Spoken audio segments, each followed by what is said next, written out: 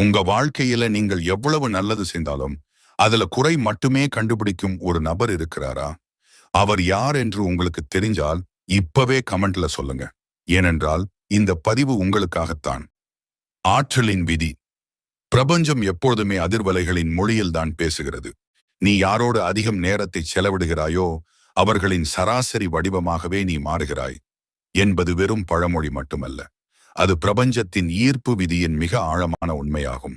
உங்கள் ஆன்மா ஒரு ஒளி விளக்கு போன்றது. அது பிரகாசமாக எரிய வேண்டுமென்றால் அதை சுற்றியுள்ள காற்று தூய்மையாக இருக்க வேண்டும். ஆனால் சில மனிதர்களின் குணம் அந்த ஒளியை மங்கச் செய்யும் அல்லது முற்றிலுமாக அணைத்துவிடும் வல்லமை கொண்டது. பிரபஞ்சம் உங்களுக்கு தரும் மிகப்பெரிய எச்சரிக்கையே உங்கள் அமைதியை குலைக்கும் எவரிடமிருந்தும் விலகி இருப்பதுதான் உங்கள் வளர்ச்சிக்குச் செய்யும் முதல் மரியாதை என்பதுதான். இந்த 5 குணங்களை கொண்ட மனிதர்களில் முதல் மற்றும் மிக முக்கியமான வகையை பற்றி இந்த முதல் பகுதியில் விரிவாக பார்ப்போம். விலகி இருக்க வேண்டிய முதல் வகை மனிதர் எதிர்மறை இருள் பரப்புபவர்கள் மற்றும் ஆற்றலை உறிஞ்சுபவர்கள். இவர்களை கண்டுபிடிப்பது மிகவும் எளிது, ஆனால் இவர்களிடமிருந்து விலகுவது மிகவும் கடினம். இவர்களை பற்றி பிரபஞ்சம் என்ன சொல்கிறது தெரியுமா? பெர்மைஸ், தீர்வுகளை விரும்பாத மனநிலை. இவர்கள் வாழ்க்கையில் நடக்கும் ஒவ்வொரு நல்ல விஷயத்திலும் ஒரு குறையை கண்டுபிடிப்பார்கள். நீங்கள் மிகுந்த உற்சாகத்துடன் ஒரு புதிய முயற்சியை அல்லது மகிழ்ச்சியான செய்தியை பகிர்ந்து கொண்டால் அவர்கள் உடனடியாக இதெல்லாம் சரிப்பட்டு வராது அல்லது இதில் எவ்வளவு ஆபத்து இருக்கிறது தெரியுமா என்று உங்கள் நம்பிக்கையின் வேரிலேயே வெந்நீர் ஊற்றுவார்கள். இவர்களுக்கு பிரச்சனைக்கு தீர்வு தேவையில்லை. இவர்களுக்கு பிரச்சனையே ஒரு உணவாக இருக்கிறது. மகிழ்ச்சியாக இருப்பதை விட குறை கூறிக்கொண்டே இருப்பதில்தான் இவர்களுக்கு அதிக நிம்மதி கிடைக்கிறது. இரண்டாவது, நாடகத்தனத்தை விரும்புபவர்கள். இவர்களுடைய வாழ்க்கை எப்போதும் ஒரு போர்க்களம் போலவே இருக்கும். அமைதி என்பது இவர்களுக்கு பிடிக்காத ஒன்று. எங்கேனும் ஒரு சிறிய சச்சரவு இருந்தால் அதை ஊதி பெரிதாக்குவதிலும் இல்லாத ஒன்றை கற்பனை செய்து உங்களை குழப்புவதிலும் இவர்கள் வல்லவர்கள். இவர்களுடன் பேசும்பொழுது நீங்கள் காரணமே இல்லாமல் சோர்வடைவீர்கள். உங்கள் உடலின் ஆன்மீக ஆற்றல் முழுவதையும் இவர்கள் ஒரு ஒட்டுண்ணி போல உறிஞ்சி விடுவார்கள். இவர்களுடன் உரையாடி முடித்த பிறகு நீங்கள் ஏதோ ஒரு பெரும் பாரத்தை சுமந்தது போல உணர்வீர்கள். ஏன் இவர்களிடமிருந்து விலக வேண்டும்? பிரபஞ்சத்தின் பதில். பிரபஞ்சம் கூறுவது என்னவென்றால், உனது ஆற்றல் ஒரு நாணயத்தை போன்றது. அதை எங்கு முதலீடு செய்கிறாயோ அதுவே பெருகும். நீங்கள் இவர்களுடன் அதிக நேரம் செலவிடும் போது உங்கள் ஆழ்மனம் அறியாமலேயே இவர்களின் பயங்களையும் சந்தேகங்களையும் உள்வாங்கத் தொடங்குகிறது. உங்கள் கனவுகள் உங்களுக்கு சாத்தியமற்றதாக தோன்ற ஆரம்பிக்கும். பிரபஞ்சத்துடனான உங்கள் ஆன்மீக தொடர்பு துண்டிக்கப்படும். உங்கள் உடலை சுற்றியுள்ள அந்த தனித்துவமான ஒளிவட்டம் இவர்களின் எதிர்மறை புகையால் மாசுபடும். பிரபஞ்சத்தின் செய்தி: மகனே மகளே, நீ ஒரு உயரமான மலையை ஏற நினைக்கும் பொழுது உன் முதுகில் கனமான பாறைகளை சுமந்து கொண்டு ஏற முடியாது. இந்த மனிதர்கள் அந்த பாறைகளை போன்றவர்கள். அவர்கள் தங்கள் காயங்களை ஆற்றிக்கொள்ள விரும்பாதவர்கள். மாறாக தங்கள் காயங்களை உனக்கும் ஏற்படுத்தி அதில் ஆறுதல் தேடுபவர்கள். இவர்களை திருத்த முயலாதே. அது உன் வேலை அல்ல. உன் வேலை உன் ஒளியை காத்துக்கொள்வது மட்டுமே. இவர்களிடமிருந்து விலகி நடப்பதே நீ உனக்கு செய்யும் மிகப்பெரிய ஆன்மீக பாதுகாப்பு.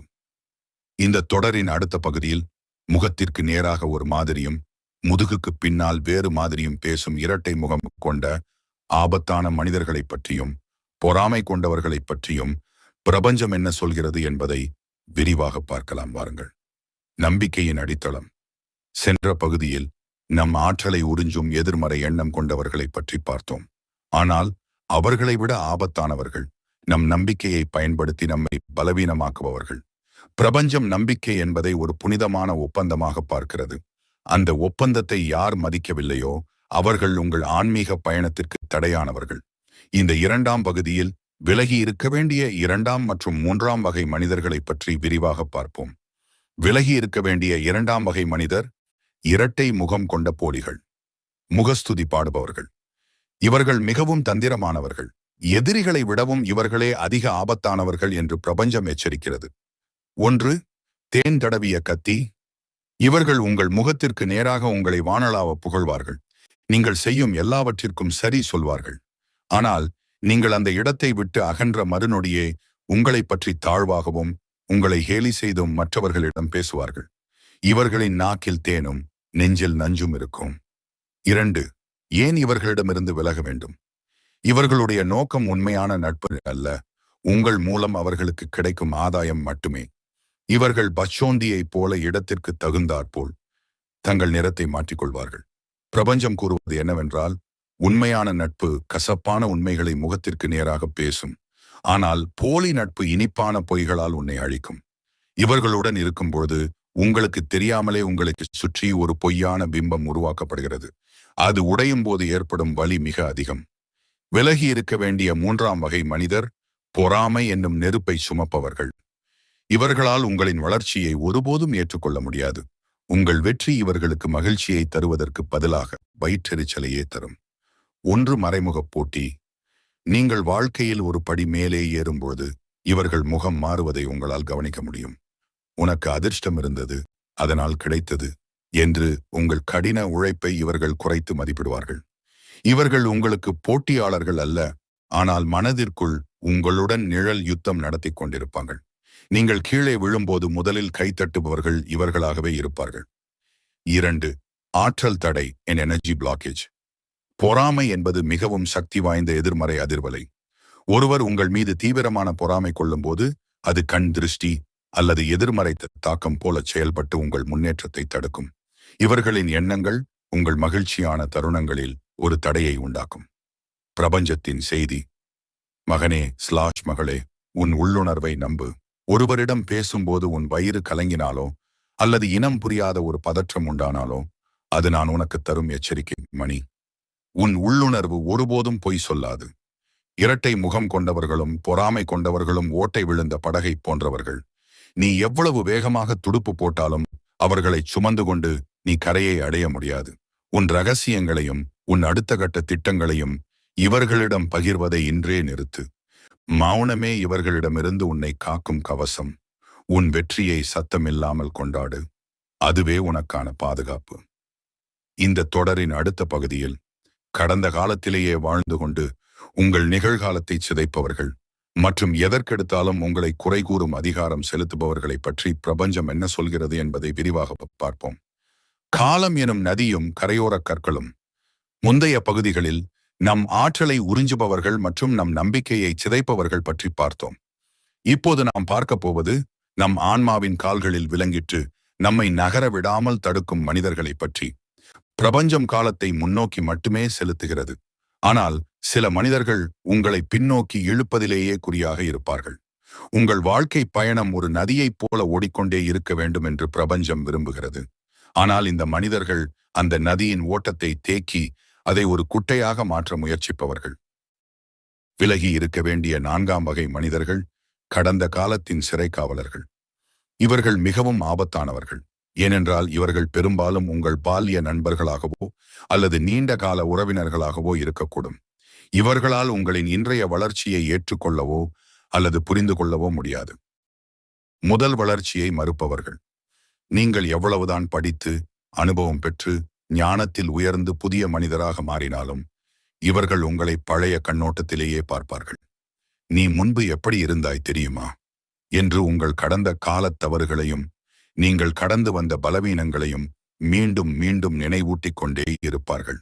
பாம்பு தன் தோலை உரித்துவிட்டு புதிதாக மாறுவது போல நீங்களும் உங்கள் பழைய குணங்களை விட்டுவிட்டு புதியவராக மாறியிருப்பீர்கள்.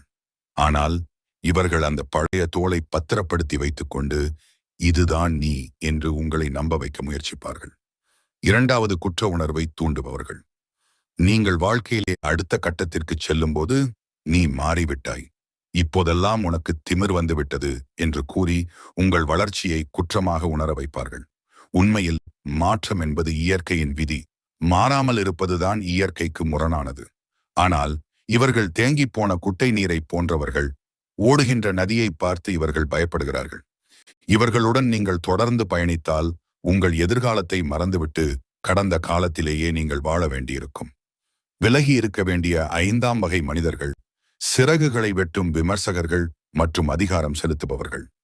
இந்த 5வது வகை மனிதர்கள் உங்கள் ஆன்மாவின் சுதந்திரத்திற்கு மிகப்பெரிய எதிரிகள். இவர்கள் எப்போதும் தங்களை உயர்ந்தவர்களாகவும் மற்றவர்களை தாழ்ந்தவர்களாகவும் எண்ணிக்கொள்வார்கள். 1. நியாயமற்ற தீர்ப்பாளர்கள். நீங்கள் எதை செய்தாலும் அதில் ஒரு குறையை கண்டுபிடிப்பது இவர்களின் வழக்கம். இதை இப்படி செய்திருக்க கூடாது, உனக்கு இது சரிப்பட்டு வராது நீ இன்னும் கற்றுக்கொள்ள வேண்டும் என்று உங்கள் தன்னம்பிக்கையை சிறுகச் சிறுகச் சிதைப்பார்கள்.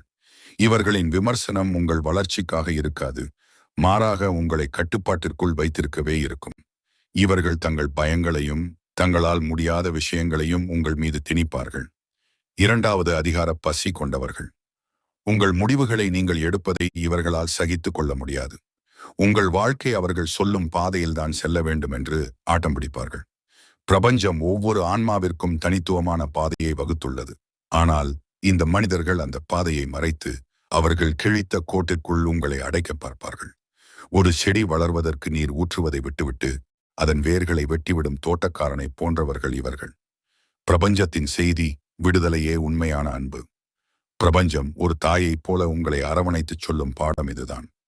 மகனே, மகளே, ஒரு பட்டாம்பூச்சி மீண்டும் கூட்டுப் புழுவாக மாற முடியாது. நீ மாறிவிட்டாய், நீ வளர்ந்து விட்டாய். உனது பழைய பிம்பத்தை மட்டுமே நேசிக்கும் மனிதர்கள் உண்மையில் உன்னை நேசிக்கவில்லை. அவர்கள் தங்களுக்கு பழக்கப்பட்ட ஒரு பொம்மையைத்தான் நேசிக்கிறார்கள். கடந்த காலத்தை சுமந்து கொண்டிருக்கும் மனிதர்களுடனும் உனது சிறகுகளை வெட்ட நினைக்கும் மனிதர்களுடனும் நீ வாழ்வது ஒரு பிணத்தை உன் முதுகில் சுமந்து கொண்டு மலையேறுவதற்கு சமம். அது உன்னை சோர்வடைய செய்யும், உன் பயணத்தை தாமதப்படுத்தும். யாரையும் வெறுக்க வேண்டாம், ஆனால் அவர்கள் இருக்கும் இடத்திலேயே அவர்களை விட்டுவிட்டு நீ மேலே செல். உன் பயணம் சூரியனை நோக்கியது. நிழல்களை பற்றி கொண்டு நிற்காதே.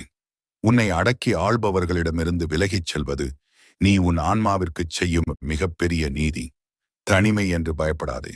தகுதியற்ற கூட்டத்தை விட தரமான தனிமையே உனக்கு பலம் தரும். நீ நடக்கும் பாதை உனக்கானது மட்டுமே.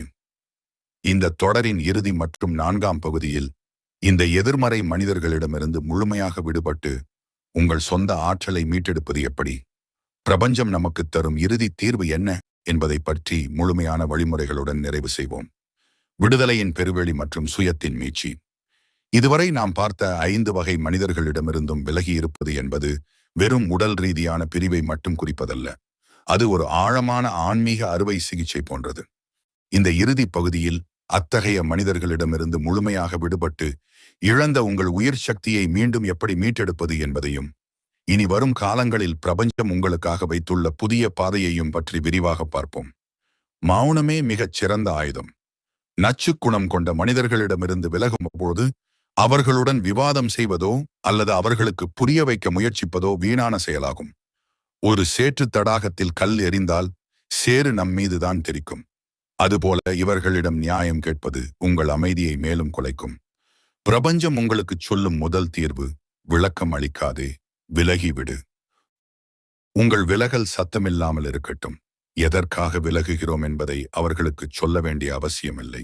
சூரியன் மறைவதற்கு யாருடைய அனுமதியையும் கேட்பதில்லை. அது தன் கடமையை செய்துவிட்டு செல்கிறது. அதுபோல உங்கள் வாழ்க்கையிலிருந்து இந்த மனிதர்களை மெல்ல மெல்ல நீக்கிவிடுங்கள். அவர்களின் அழைப்புகளை தவிர்ப்பது, சந்திப்புகளை குறைப்பது மற்றும் உங்கள் தனிப்பட்ட விஷயங்களை பகிர்வதை முற்றிலுமாக நிறுத்துவது, இதுவே நீங்கள் அவர்களுக்கு அளிக்கும் மிகச் சிறந்த பதில்.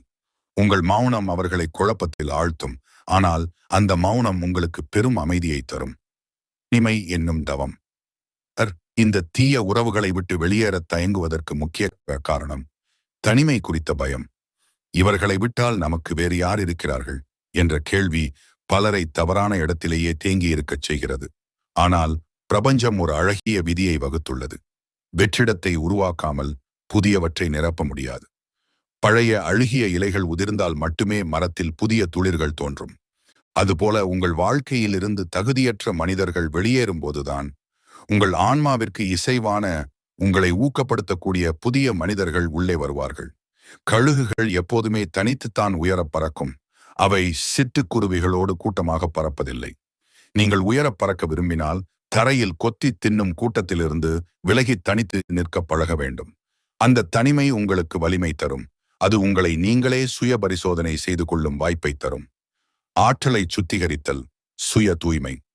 இத்தனை காலம் இவர்களுடன் பழகியதில் உங்கள் மனம் மற்றும் உடலில் இவர்களின் எதிர்மறை அதிர்வுகள் படிந்திருக்கும். அதை சுத்தம் செய்வது அவசியம். இயற்கையோடு அதிக நேரம் செலவிடுங்கள். ஓடுகின்ற நதி, வீசுகின்ற காற்று அல்லது அமைதியான மரத்தடி நிழல், இவை உங்கள் ஆன்மாவில் படிந்துள்ள மற்றவர்களின் எதிர்மறை கழிவுகளை நீக்கும் வல்லமை கொண்டவை. உங்களை நீங்களே அதிகம் நேசிக்கத் தொடங்குங்கள். முன்பு இவர்களை திருப்திப்படுத்த செலவழித்த நேரத்தை இப்போது உங்கள் உடலை வளப்படுத்தவும் மனதை அமைதிப்படுத்தவும் பயன்படுத்துங்கள். உங்களுக்கு பிடித்த கலைகளில் ஈடுபடுங்கள்.